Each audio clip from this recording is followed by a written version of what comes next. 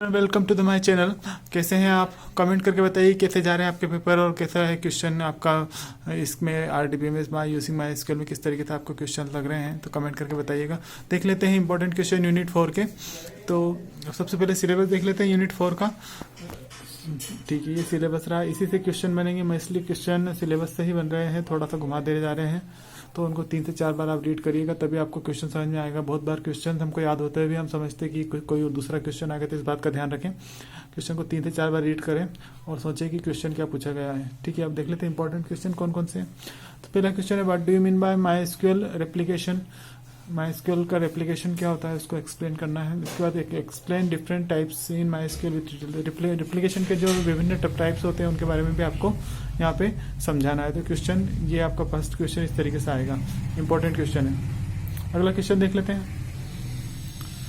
इसी क्वेश्चन का अगला क्वेश्चन देख लीजिए, explain my SQL replication architecture in detail. मतलब माई एसक्यूएल का जो रेप्लिकेशन आर्किटेक्चर होता है उसको डिटेल में समझाना है। रेप्लिकेशन आर्किटेक्चर किस तरीके से वर्क करते हैं।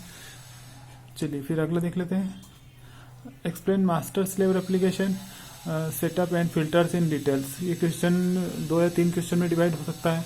ये तो मास्टर स्लेव रेप्लिकेशन पूछ ले, या फिर उसका सेटअप पूछ सकता है, या फिर मास्टर स्लेव रेप्लिकेशन का फिल्टर भी पूछ सकता है। तो क्वेश्चन को 2 या 3 क्वेश्चन को कंबाइन करके ये क्वेश्चन है, तो इसमें 2 या 3 क्वेश्चन बन सकते हैं। तो आप ध्यान रखिएगा, मास्टर स्लेव रेप्लिकेशन सेटअप भी पूछ सकता है, या फिर मास्टर स्लेव रेप्लिकेशन का फिल्टर्स भी वो पूछ सकते हैं। तो इस तरीके से थर्ड क्वेश्चन है। इसके बाद अगला क्वेश्चन देख लेते हैं, व्हाट इज मास्टर। पहले मास्टर स्लेव था, अब मास्टर एप्लीकेशन होता है, उसको आपको समझाना है माई एसक्यूएल में। पहले मास्टर स्लेव था, अब मास्टर। तो ये भी इंपॉर्टेंट क्वेश्चन है, इसको भी समझाना है कि दोनों में मास्टर और मास्टर स्लेव में क्या डिफरेंस था। तो क्वेश्चन इस तरीके से भी आ सकता है। अगला क्वेश्चन देख लेते हैं, what is user account management. मतलब यूजर जब अपने कोई भी काम करता है ऑनलाइन या माई एसक्यूएल के थ्रू, तो उसके अकाउंट को किस तरीके से मैनेज किया जाता है। तो उसके लिए आपको explain the tools and privileges to manage user account in MySQL. मतलब माई एसक्यूएल में किस तरीके से यूज़र का अकाउंट मैनेज किया जा सकता है, उसके लिए माई एसक्यूएल आपको कौन कौन सी प्रिविलेजेस, मतलब कौन कौन सी चीज़ें ऐसी देता है, टूल्स देता है, जिससे कि आप यूज़र को अकाउंट को मैनेज कर सकते हो। प्रिविलेजेस मतलब आपको कुछ चीज़ें ऐसी मिलती है वहाँ से, जिससे कि आप यूज़र को कंट्रोल कर सकते हो। ठीक है, अगला क्वेश्चन देख लेते हैं, what are the various privileges provided by SQL. भाई प्रिविलेजेस मतलब आपको कुछ अधिकार या कुछ ऐसे कमांड दी जाती है जिसके थ्रू आप उनका यूज़ करके आप किसी पर्टिकुलर टास्क को हैंडल कर सकते हो। तो what are the various privileges provided by SQL, explain user, मतलब यूज़र से रिलेटेड, और यूज़र से रिलेटेड एडमिनिस्ट्रेटिव, मतलब इसमें एडमिनिस्ट्रेटिव टाइप की, और डाटाबेस से एक्सेस से रिलेटेड जो प्रिविलेजेस हैं उनको समझाना है।